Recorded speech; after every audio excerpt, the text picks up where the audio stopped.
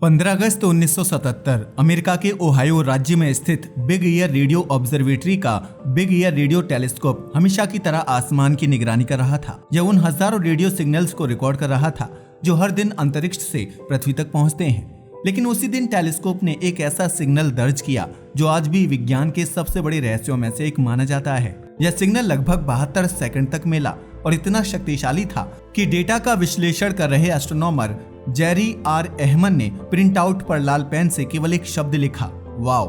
बाद में यही सिग्नल वाव सिग्नल के नाम से प्रसिद्ध हो गया। दशकों बीत गए, दुनिया भर के साइंटिस्ट ने उस दिशा को बार बार देखा, लेकिन वही सिग्नल फिर कभी वापस नहीं मिला। यह केवल एक रहस्यमय रेडियो सिग्नल की कहानी नहीं थी, इसके पीछे एक और बड़ा सवाल छिपा था।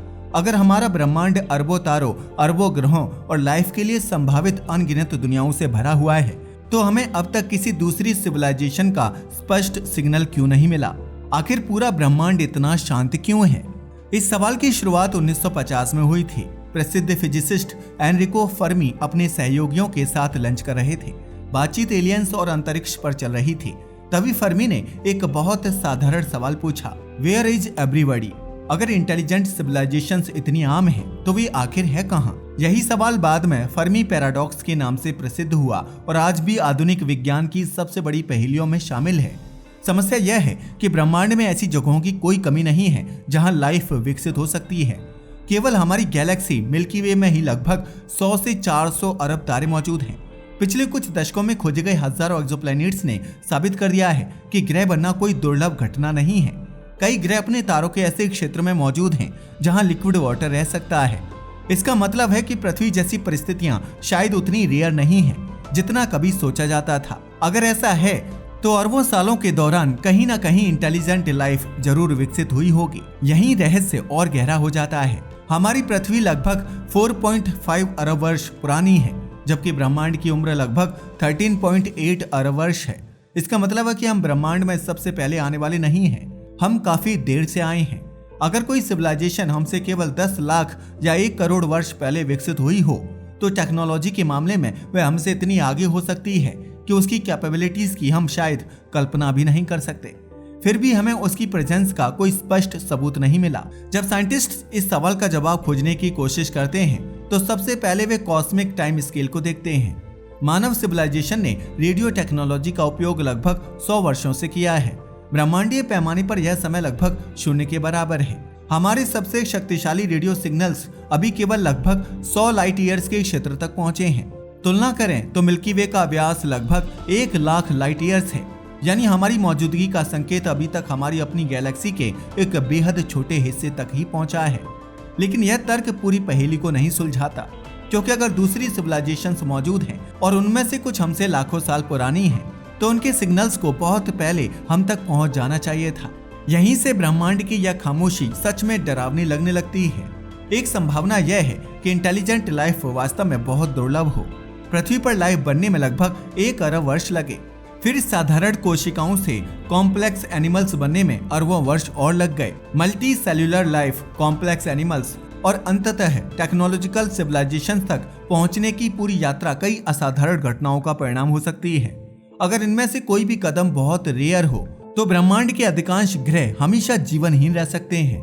लेकिन अगर ऐसा नहीं है, तो साइंटिस्ट एक और चिंताजनक विचार की ओर देखते हैं, जिसे ग्रेट फिल्टर कहा जाता है। इस कॉन्सेप्ट के अनुसार लाइफ के एवोल्यूशन में कहीं ना कहीं एक ऐसा ग्रेट फिल्टर मौजूद है जिसे पार करना बेहद मुश्किल होता है। यह ग्रेट फिल्टर हमारे पीछे भी हो सकता है और हमारे आगे भी। अगर ग्रेट फिल्टर हमारे पीछे है, तो इसका मतलब है कि नॉन लिविंग मैटर से लाइफ बनना या लाइफ से इंटेलिजेंट सिविलाइजेशन तक पहुंचना बेहद रेयर घटना है। ऐसी स्थिति में हम असाधारण रूप से लकी हैं। लेकिन अगर ग्रेट फिल्टर हमारे आगे है, तो तस्वीर कहीं अधिक भयावह हो जाती है। इसका अर्थ होगा कि लगभग हर टेक्नोलॉजिकल सिविलाइजेशन किसी न किसी चरण पर नष्ट हो जाती है, इससे पहले कि वह पूरी गैलेक्सी में फैल सके। इतिहास हमें दिखाता है कि टेक्नोलॉजी हमेशा सुरक्षा नहीं लाती। 20वीं शताब्दी में मानवता ने न्यूक्लियर वेपन्स बनाए। कुछ ही दशकों में हमारे पास पृथ्वी पर जीवन को कई बार समाप्त करने की क्षमता आ गई। आज बायोटेक्नोलॉजी, आर्टिफिशियल इंटेलिजेंस और दूसरी शक्तिशाली टेक्नोलॉजीज नई संभावनाएं भी ला रही हैं और नए खतरे भी। अगर किसी सिविलाइजेशन की टेक्नोलॉजिकल पावर उसके सामाजिक और राजनीतिक संतुलन से तेजी से बढ़े, तो वह खुद अपने अस्तित्व के लिए खतरा बन सकती है। इसके अलावा सिविलाइजेशंस को केवल अपने बनाए हुए खतरों का सामना नहीं करना पड़ता। स्पेस खुद एक बेहद खतरनाक जगह है। Giant asteroid impacts, supernova explosions, gamma ray bursts और दूसरी कॉस्मिक घटनाएं किसी ग्रह पर जीवन को समाप्त कर सकती हैं। पृथ्वी के इतिहास में डायनासोर्स का विनाश एक एस्टेरॉयड इम्पैक्ट के कारण हुआ था। अगर वह घटना ना हुई होती तो शायद मनुष्य कभी अस्तित्व में ही ना आते। फिर भी कुछ साइंटिस्ट मानते हैं कि असली समस्या ये नहीं है कि सिविलाइजेशन नष्ट हो जाती हैं। शायद समस्या यह है कि वे दिखाई ही नहीं देती। कल्पना कीजिए कि कोई अत्यंत उन्नत सिविलाइजेशन ऐसी टेक्नोलॉजीज का उपयोग करती हो जो बहुत कम ऊर्जा बर्बाद करती हो और अंतरिक्ष में अनावश्यक रेडियो सिग्नल्स प्रसारित ना करती हो। ऐसी स्थिति में हम उसे पहचान ही नहीं पाएंगे। हमारी खोज मुख्य रूप से उन्हीं सिग्नल्स पर आधारित है जिन्हें हम स्वयं समझ सकते हैं। लेकिन इससे एक और डरावनी संभावना सामने आती है। हो सकता है कि हम गलत जगह देख रहे हों या गलत प्रकार के सिग्नल्स खोज रहे हों। जैसे जंगल में रहने वाला कोई जानवर मोबाइल नेटवर्क को कभी महसूस नहीं कर सकता, वैसे ही संभव है कि अत्याधुनिक सिविलाइजेशंस ऐसी टेक्नोलॉजीज का उपयोग करती हों जिन्हें पहचानने की हमारी क्षमता अभी नहीं है। लेकिन कुछ साइंटिस्ट्स इससे भी आगे जाते हैं। उनके अनुसार अगर ब्रह्मांड में कई उन्नत सिविलाइजेशंस मौजूद हैं तो शायद वे जानबूझकर चुप हैं। इस विचार को डार्क फॉरेस्ट हाइपोथेसिस कहा जाता है। इसके अनुसार ब्रह्मांड एक अंधेरे जंगल की तरह है जहां हर सिविलाइजेशन अपनी मौजूदगी छिपाकर रखती है, क्योंकि उसे नहीं पता कि दूसरी सिविलाइजेशन दोस्त होगी या दुश्मन। अंतरिक्ष में दूरियां इतनी विशाल हैं कि गलतफहमियों को दूर करने का मौका शायद कभी ना मिले। अगर कोई सिविलाइजेशन किसी संभावित खतरे को पहले ही समाप्त करना चाहे तो उसके पास ऐसा करने के लिए पर्याप्त समय हो सकता है। हालांकि यह केवल एक हाइपोथेसिस है, लेकिन यह एक महत्वपूर्ण सवाल उठाती है। क्या अंतरिक्ष में संपर्क स्थापित करना केवल विज्ञान का विषय है या यह सुरक्षा का विषय भी है? आज तक इंसान कई रेडियो मैसेजेस और जानबूझकर भेजे गए इंटरस्टेलर सिग्नल्स अंतरिक्ष में भेज चुके हैं। कुछ साइंटिस्ट इसका समर्थन करते हैं, जबकि कुछ मानते हैं कि हमें अधिक सावधानी बरतनी चाहिए। इसी बीच पृथ्वी पर खोज लगातार जारी है। सेटी इंस्टीट्यूट जैसे प्रोग्राम्स दशकों से रेडियो सिग्नल्स की निगरानी कर रहे हैं। आधुनिक टेलीस्कोप्स कुछ दूर के एक्सोप्लैनेट्स के एटमॉस्फेयर की जांच कर रहे हैं। भविष्य की ऑब्जर्वेटरीज शायद ऑक्सीजन, मीथेन और दूसरे बायो सिग्नेचर्स का पता लगा सकें जो लाइफ की मौजूदगी का संकेत देते हों। पहली बार मानवता ऐसी टेक्नोलॉजी विकसित कर रही है जो दूसरे ग्रहों पर लाइफ के संकेत खोज सकती है। लेकिन अब तक मिले परिणाम केवल एक ही बात दोहराते हैं, हमें अभी तक कोई निश्चित उत्तर नहीं मिला है। जितना अधिक हम ब्रह्मांड को देखते हैं वह उतना विशाल और उतना ही खामोश भी है, और शायद यही खामोशी सबसे डरावनी बात है। अगर ब्रह्मांड में लाइफ सामान्य है तो हमें किसी ना किसी का सिग्नल मिलना चाहिए था। अगर लाइफ बेहद दुर्लभ है तो हम शायद अपनी गैलेक्सी या अपने ऑब्जर्वेबल यूनिवर्स में अकेले हो सकते हैं। अगर सिविलाइजेशंस बार बार नष्ट हो जाती हैं तो यह हमारे भविष्य के लिए एक चेतावनी हो सकती है। और अगर उन्नत सिविलाइजेशंस जानबूझकर छिपी हुई हैं तो उसके पीछे कोई ऐसा कारण हो सकता है जिसे हम अभी समझ नहीं पाए हैं।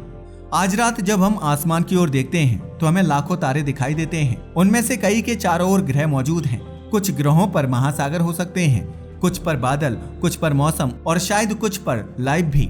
लेकिन इन सभी संभावनाओं के बावजूद हमें जो सबसे स्पष्ट चीज सुनाई देती है वह है खामोशी।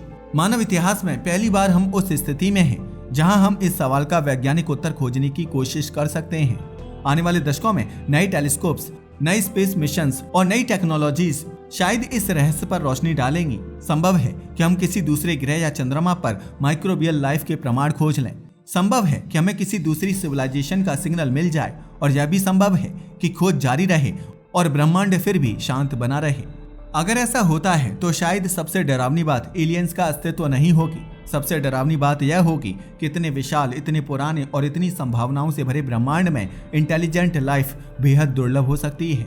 उस स्थिति में मानवता केवल एक सिविलाइजेशन नहीं होगी, शायद हम यूनिवर्स में कॉन्शियसनेस, क्यूरियोसिटी और इंटेलिजेंस का सबसे रेयर एग्जाम्पल हों। और तब ब्रह्मांड की यह खामोशी केवल एक वैज्ञानिक पहेली नहीं रहेगी, वह एक वार्निंग भी होगी, एक रेस्पॉन्सिबिलिटी भी, और यह याद दिलाने वाला तथ्य भी कि अगर हम वास्तव में अकेले हैं तो इस विशाल ब्रह्मांड में हमारी कहानी जितनी अनमोल है उतनी शायद हम कभी सोच भी नहीं पाए। आज के लिए बस इतना ही। वीडियो पसंद आया हो तो इसे लाइक और शेयर करें। धन्यवाद।